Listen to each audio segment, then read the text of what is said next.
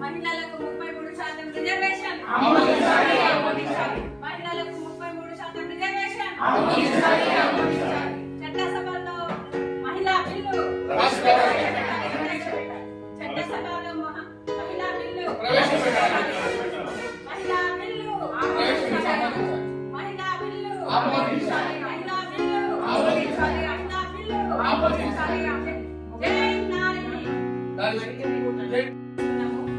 ఈ రోజు ఎంతో బాధాకర విషయం.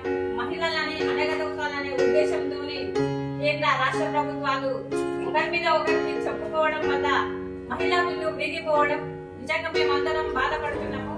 మేము ఊరుకునేది లేదు. మహిళా శక్తిగా ముందడుగు వేస్తాము. మేము దీన్ని తీవ్రంగా ఖండిస్తున్నాం. మళ్ళీ మహిళా బిల్లు అమలు పరిచే వరకు మా ఉద్యమం ఆగదు. జై మహిళా, జై మహిళా. తెలంగాణ బంధుమిత్రులందరికీ నమస్కరిస్తూ, ఇక్కడ జనగాంలో మేము ఒక చిన్న గ్యాదరింగ్, ప్రథమ ఉద్దేశం గ్యాదరింగ్ ఏంటంటే 17వ తారీఖు నాడు ఉమెన్స్ బిల్ రిజెక్షన్ పైన ఒక చిన్న డిబేట్. ఏ పార్టీ అనేది లేకుండా, మతం అనేది అసలు విషయమే లేకుండా, ఒక స్త్రీలు మాననీయ ప్రధానమంత్రి మోదీ గారు అతను 33% రిజర్వేషన్కు స్త్రీలకు ఇచ్చేసి రాజ్యాధికారంలో వాళ్ళను భాగస్వామ్యం చేయాలనేది ఆయన యొక్క ఆబ్జెక్టివ్ ఉంది. సో దాంట్లో కొన్ని డిబేట్ జరిగేసి అది పాస్ ఆన్ అయిపోయింది. దాన్ని రిజెక్షన్ అన్నారు. ఇటువంటి పాస్ ఆన్లు చాలా గత 96 నుండి జరుగుతుంది. సో స్త్రీలుగా దీంట్లో ఇక్కడ చాలా సీనియర్, దీంట్లో విద్యావంతులు ఇంటెలెక్చువల్స్ ఉన్నారు, దీంట్లో లెక్చరర్స్, టీచర్స్, కామన్ లేబర్ వాళ్ళు కూడా స్త్రీలు ఉన్నారు. రాజకీయంగా రుచి ఉన్నవాళ్ళు. ఇక్కడ మనం వారి నోటికి ఉంటేనే వాళ్ళ మనోభావాలు మరి బిల్లు తుడిచిపెట్టినందుకు, పోస్ట్ పోన్ చేసినందుకు, మరి ఆధునిక ఈ రోజులలో స్త్రీలు వాళ్ళ యొక్క మనస్సు ఎంత బాధపడ్డదో, మరి వీళ్ళను వంటింటి సైడు పోదామందామా, లేకపోతే ఎస్ రాజ్యాధికారంలో మీరు అన్ని విధాలు ఉగ్గుపాలతోటి కొడుకును బిడ్డను ఏ విధంగా అయితే శక్తివంతులు చేస్తారో, మరి శక్తివంతుల్లాగా చేసి మీరు కూడా రాజకీయంలో ఉండి ఈ సమాజాన్ని కొడుకులు బిడ్డల్లాగా చూసుకుంటారా అనేది మా యొక్క ఆలోచన. వారి నోటికి ఉంటే వాళ్ళని అడిగి చూద్దాం. ఇక్కడ అంగోటి అనిత గారు ఇక్కడ ఉన్నారు. ఇక్కడ బై ప్రొఫెషన్ ఒక lawyer and she was a lecturer and contested and she led as a councillor also. ఒక పార్టీ నుండి కౌన్సిలర్గా చక్కగా 5 సంవత్సరాలు చేసినటువంటి వాళ్ళు. సో మా రిక్వెస్ట్ ఏంటంటే మేడంనే ఈ సెషన్, చిన్న సెషన్ని దీన్ని లీడ్ చేయాలని మా యొక్క పెట్టాలని నరేంద్ర మోడీ గారు మా బిల్లును ఆమోదించారు. కానీ దీనికి వేరే కాంగ్రెస్ ప్రభుత్వాలు వ్యతిరేకిస్తున్నాయి. ఎందుకు? మేము మహిళల మగవాళ్ళతో సమానంగానే ఉన్నాం కదా, అన్ని రంగాలలో ముందున్నాం కదా, మేము ఏది వెనక్కిపోతున్నాము? మాకు రిజర్వేషన్ కల్పించాలని మేము ఎక్కడి దాకైనా వెళ్ళి పోరాటం చేస్తాం. మహిళా శక్తి అంటే ఏందో చూపిస్తాం. మహిళలు అంటే ఆది పరాశక్తి అని మమ్మల్ని గుర్తించుకోవాలి. మహిళా శక్తి వర్ధిల్లాలి, మహిళా శక్తి వర్ధిల్లాలి, మహిళా శక్తి వర్ధిల్లాలి, మహిళా శక్తి వర్ధిల్లాలి, మహిళా శక్తి వర్ధిల్లాలి.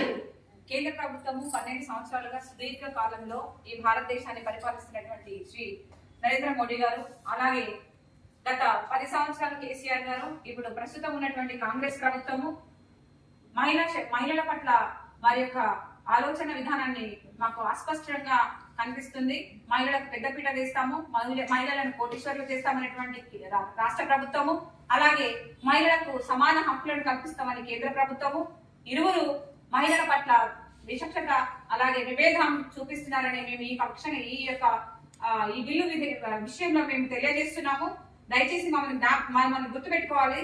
మేము తలుచుకుంటే ఏది కూడా అసాధ్యమైనది లేదు, అంత సాధ్యమే. ప్రతి రంగంలో, విద్యా రంగంలో, తర్వాత రక్షణ రంగంలో, అలాగే అనేక రంగాలలో ప్రతి రంగంలో మహిళలు ముందున్నారు. కాబట్టి రాజకీయ రంగంలో కూడా మహిళలు ముందుంటారని మీరు గమనించాలి. మా డిమాండ్లను మీరు ఖచ్చితంగా నెరవేర్చాలి. 33% బిల్లును మీరు ప్రవేశపెట్టి సానుకూలంగా మరొకసారి చట్టసభల్లో వాటిని ప్రవేశపెట్టి ఆమోదం తెలిపేంత వరకు డిమాండ్ చేస్తూ, ఇలాగే మేము ఖండిస్తూ మా యొక్క పోరాటాన్ని కొనసాగిస్తామని మహిళల పట్ల మేము జనగామ పట్టణం నుండి డిమాండ్ చేస్తున్నాం. జై మహిళా శక్తి. జై మహిళా శక్తి. ఈరోజు ఇక్కడ సమావేశం ఒక మహిళలము మాకు తోడుగా ఇద్దరందరూ ఉన్నారు. కానీ చాలా బాధపడవలసిన విషయము. ఎందుకంటే మహిళా సాధికారతకు, ఒక మహిళ సమానత్వ రాజకీయాలకు భావించిన మన మహిళా బిల్లు వీగిపోవడం చాలా అన్యాయం, బాధాకరం, ఖండనీయం. మరి జనాభా దేశంలో, భారతదేశంలో సగానికి పైగా మహిళలు ఉన్నారు. మరి అందరికీ రాజకీయ ప్రాతినిధ్యం అవకాశం వచ్చింది. కానీ ఆ అవకాశాన్ని రానియకుండా కేవలం ఒకే ఒక డీలిమిటేషన్ అనే పేరుతో మహిళా హక్కులను కాలరాశారు. ఆనాడు మనుధర్మంలో కూడా మహిళలు వంటింటికే పరిమితమైంది. ఆ రోజు మన Indian constitution, father of Indian constitution doctor B R Ambedkar garu మన కోసం పోరాడారు. మహిళలు బానిసలుగా యుగాలుగా, కొన్ని యుగాలు మనం బానిసలుగానే ఉన్నాం. అలాంటిది మారాలి, పరిస్థితులు మారాలని డాక్టర్ బిఆర్ అంబేద్కర్ గారు మన కోడ్ బిల్లుని, హిందూ కోడ్ బిల్లుని అమలు చేస్తే దాన్ని కూడా అదే పార్లమెంట్లో మహిళలకు వ్యతిరేకంగా ఆ రోజు పోరాటం జరిగింది.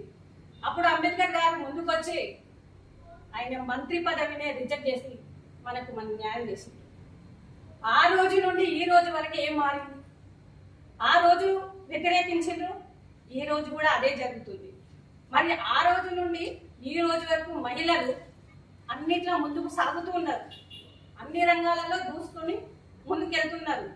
కానీ ఎక్కడ కూడా మనకు కావాల్సిన హక్కులు, గౌరవం, ఎక్కడ అవకాశాలు ఇంకా దొరకడం లేదు. టెక్నికల్ గా ప్రపంచం ముందుకెళ్తున్నది, భారతదేశం కూడా ముందుకెళ్తున్నది. కానీ స్టిల్ మహిళలకు మాత్రం అవకాశాలకు అన్యాయం జరుగుతూనే ఉంది. డాక్టర్ బిఆర్ అంబేద్కర్ గారు అప్పుడు ఒక మాట అన్నారు, I measure the development A state or nation with the progress of women what ever they achieve. ఎక్కడైతే మహిళలు అభివృద్ధిలోకి వస్తారో అప్పుడే ఆ స్టేట్ కానీ ఆ దేశం కానీ బాగుపడుతుంది అన్నట్టు మన అంబేద్కర్ గారు చెప్పింది. మరి దాన్ని దృష్టిలో ఉంచుకొని కేంద్రంలో ఇటు పాలక వర్గం కానీ అటు ప్రతిపక్ష వర్గం కానీ ఆలోచించి మరి వాళ్ళకు విభేదాలు ఉంటే పక్కన పెట్టి మరి మహిళా బిల్లుని ఆమోదించాలని మా మహిళలను అందరం తరఫున మేము డిమాండ్ చేస్తున్నాం. మన పూర్వీకులు కూడా అన్నారు, ఎత్త నార్యం పూజంటే రమంతే తత్ర దేవత. ఎక్కడైతే స్త్రీలకు గౌరవింపబడతారో అదే విధంగా అక్కడ అభివృద్ధి అనేది జరుగుతుంది అని చెప్పడానికి ఒక నిదర్శనం. కాబట్టి మేమందరం కలిసి దీన్ని డిమాండ్ చేస్తున్నాం.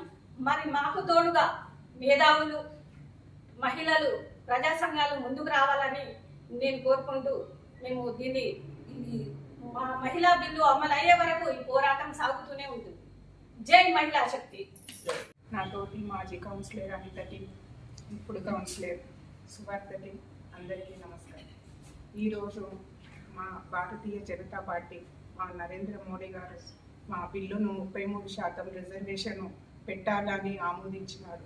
దానికి కాంగ్రెస్ ప్రభుత్వం వ్యతిరేకిస్తుంది. మహిళలకు ఎందుకు 33% అని.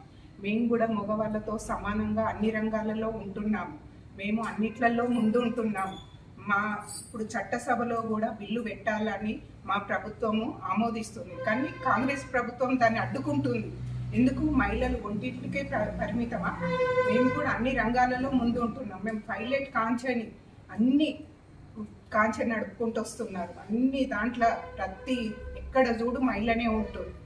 అలాగే మహిళలకు కూడా మాకు రిజర్వేషన్ కల్పించాలని మేము వ్యక్తం చేస్తున్నాం. మేము ఈ పోరాటము మేము ఎక్కడి వరకైనా వెళ్ళి సాధించుకొని మా 33% రిజర్వేషన్ని తీసుకొని వస్తాం. మేము కూడా ఒంటిలకే పరిమితం కాదు అనే మాటను మేము కూడా అన్ని రంగాల్లో ముందుంటామని మేము వ్యక్తం చేస్తున్నాం. ఇక్కడికి వచ్చినటువంటి పట్టణ బీజేపీ అధ్యక్షుడు రమేష్ గారికి, అశోకన్న గారికి, అలాగే మా డాక్టర్ గారికి, నా అక్కా చెల్లెలకి, మాజీ కౌన్సిలర్లకి నమస్కారం తెలియజేస్తున్నాను. ఈ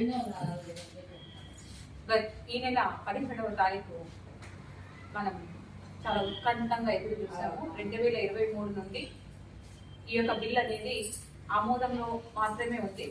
17వ తారీఖు 33% మహిళలకు కేటాయించాలి, సీట్ కేటాయించాలి అనేటువంటిది ఒకటి ప్రతిపాదన చేసినటువంటి కేంద్ర ప్రభుత్వము.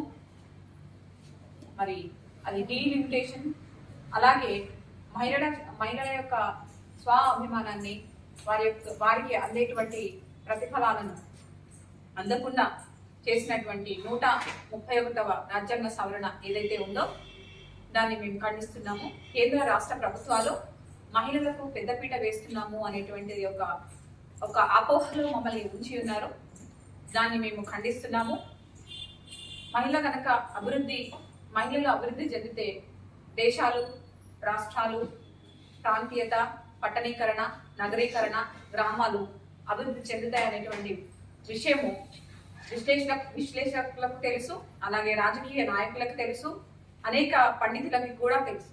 అయినప్పటికీ మమ్మల్ని వంటిల్లు కుందేలు కాదు కదా, మాకు ఇచ్చేటువంటి స్థానాన్ని కూడా ఇవ్వని స్థితిలో మారుస్తున్నారు. దయచేసి మేము కోరుకునేది ఒకటే, డిమాండ్ చేయట్లేదు. మా హక్కుల కోసం మేము పోరాటం చేయగలము, మేము అడగగలము, మేము యుద్ధాలు చేయగలము. ఎందుకంటే ప్రాచీన కాలంలో ఝాన్సీ లక్ష్మీబాయి గారు, చాకలి ఐలమ్మ, ఇలా చెప్పుకుంటూ పోతే చాలా మంది మహారాణులు, వీరనారీలు ఈ యొక్క గడ్డ మీద ఈ భారతదేశంలో ఉన్నారు. భరతమాతే ఒక ఆడబిడ్డ అని మీరు ఒకసారి గుర్తించుకోగలరని మనవి చేస్తున్నాం. మా యొక్క జనగామ పట్టణ గడ్డ మీద నుండి ఈ యుద్ధ బేరి మోగించాలనేటువంటి సంకల్పంతో నాతో పాటు కూర్చున్నటువంటి ప్రతి మహిళ ఒక వీరనారిగా, ఎందుకంటే హక్కుల కొరకు పోరాడేటువంటి మేము కోరుకుంటున్నాం కనుక మాతో పాటు ఉన్నటువంటి సహకారంగా ఉన్నటువంటి మా అన్నలు, మా సోదరులు దయచేసి ఇది మీరు రాజకీయంగా కాకుండా ఒక సమానత్వాన్ని ఇవ్వాలి అనేటువంటి ఒక సానుకూలటువంటి స్వభావాన్ని కలిగి మాకు సహకరించాలని రెండు కేంద్ర ప్రభుత్వము మరియు రాష్ట్ర ప్రభుత్వాన్ని మేము విజ్ఞప్తి చేస్తూ, అదే మాదిరిగా ఏదేమైనప్పటికీ మాకు ఇచ్చినటువంటి హక్కు ఏదైతే ఉందో అది తిరిగి సానుకూలమైనటువంటి సమయాన్ని ఏర్పరచుకొని మళ్ళీ మీరు బిల్లు ప్రవేశపెట్టి మీ యొక్క ఓటును వినియోగించుకోగలరని మనవి చేస్తూ, ఈ యొక్క చిన్న సమయం నాకు ఇచ్చినందుకు ఇక్కడ ఉన్నటువంటి ప్రతి ఒక్కరికి నమస్కారం తెలియజేస్తూ ముగించుకుంటున్నాను. చట్టసభలో మహిళలకు రిజర్వేషన్ తప్పకుండా ఉండాలనే ఉద్దేశంతో ఈరోజు జనగామ పట్టణంలో ఈ యొక్క చిన్న మహిళా రౌండ్ టేబుల్ సమావేశం ఏర్పాటు చేయడం జరిగింది. దీనికి మహిళలు కౌన్సిలర్ గారు సువార్త గారు, మాజీ కౌన్సిలర్ అనిత గారు, ఉడుగుల శ్రీలత గారు, మొన్న 16వ వార్డు నుండి పోటీ చేసిన మాచెర్ల స్వరూప గారు, ఈ యొక్క సమావేశాన్ని లీడ్ చేస్తున్న డాక్టర్ కన్నా భిక్షపతి గారు, ఈ యొక్క కార్యక్రమంలో ఉన్న మహిళా తల్లులందరికీ పేరున నమస్కారం తెలియజేస్తున్నాను. ఈరోజు సృష్టి అంటేనే ఒక మహిళ. సృష్టి ఈరోజు ఈ విధంగా ఉందంటే ప్రకృతికి మహిళనే దానికి ప్రధాన కారణం. ఈరోజు భూమిలో సగం, ఆకాశంలో సగం, అదేవిధంగా జనాభాలో సగభాగం ఉన్న మహిళలకు తప్పకుండా చట్టసభలో, ఇటు అసెంబ్లీలో అటు పార్లమెంట్లో 33% రిజర్వేషన్ ఉండాలనే ఒక దృఢ సంకల్పంతో ఈరోజు నరేంద్ర మోడీ గారి ప్రభుత్వము బిల్లు ప్రవేశపెడితే దానికి తూట్లు పొడుస్తూ ఈరోజు కాంగ్రెస్ పార్టీ కావచ్చు, ఇండియా కూటమిలో అనేకమైన పార్టీలు ఈ యొక్క మహిళా బిల్లుకు వ్యతిరేకంగా ఓటు వేయడం జరిగింది. ఈరోజు భారత ప్రభుత్వం కూడా, నరేంద్ర మోడీ గారి ప్రభుత్వం కూడా మహిళల సాధికారత కోసం, మహిళల యొక్క అభ్యున్నతి కోసం అనేకమైన గడిచిన నరేంద్ర మోడీ గారు ప్రధానమంత్రి అయిన 11 సంవత్సరాల్లో అనేకమైన సంక్షేమ కార్యక్రమాలు మహిళలకు అందించడం జరిగింది. ఈరోజు 2014లో నరేంద్ర మోడీ గారు ప్రధానమంత్రి అయిన తర్వాత గ్రామీణ ప్రాంతంలో మహిళల యొక్క ఆత్మ గౌరవాన్ని కాపాడే ఉద్దేశంతోని మహిళలు ఉదయాన్నే చెప్పు పట్టుకొని బయటికి వెళ్తున్నారనే ఉద్దేశంతోని మహిళల యొక్క ఆత్మ గౌరవాన్ని కాపాడే ఉద్దేశంతోని స్వచ్ఛ భారత్ పేరుతో ప్రతి ఇంటింటికి మరుగుదొడ్లు నిర్మాణం ఏర్పాటు చేసిన ఘనత భారత ప్రభుత్వాన్ని సందర్భంగా తెలియజేస్తాం. అదేవిధంగా మహిళల అభ్యున్నతి కోసము, మహిళల యొక్క ఆత్మ గౌరవం కోసము ప్రతి ఇంటింటికి ఈరోజు మన ఇంటి పొయ్యి దగ్గర తమ యొక్క కండ్లు ఖరాబ్ అవుతున్నాయి, ఊపిరితిత్తులు ఖరాబ్ అవుతున్న ఉద్దేశంతో ఒక బృహత్తరమైన కార్యక్రమం తీసుకొని ప్రతి ఇంటింటికి గ్యాస్ పొయ్యిలు అందించిన ఘనత కూడా నరేంద్ర మోడీ గారి ప్రభుత్వం అనే సందర్భంగా తెలియజేస్తున్నాను.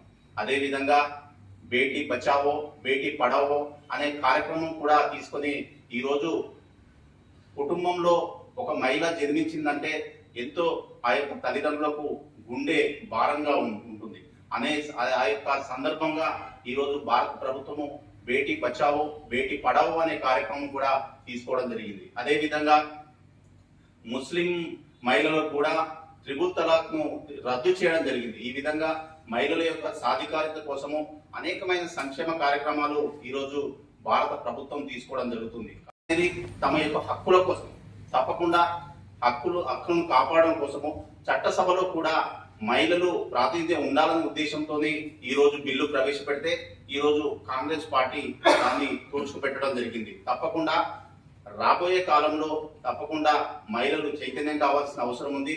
మహిళలు ముందుండవలసిన అవసరం ఉందని ఈ సందర్భంగా తెలియజేస్తూ నాకు అవకాశం ఇచ్చిన మీకు అందరికీ ధన్యవాదాలు తెలియజేస్తూ ముగిస్తాను. భారత్ మాత.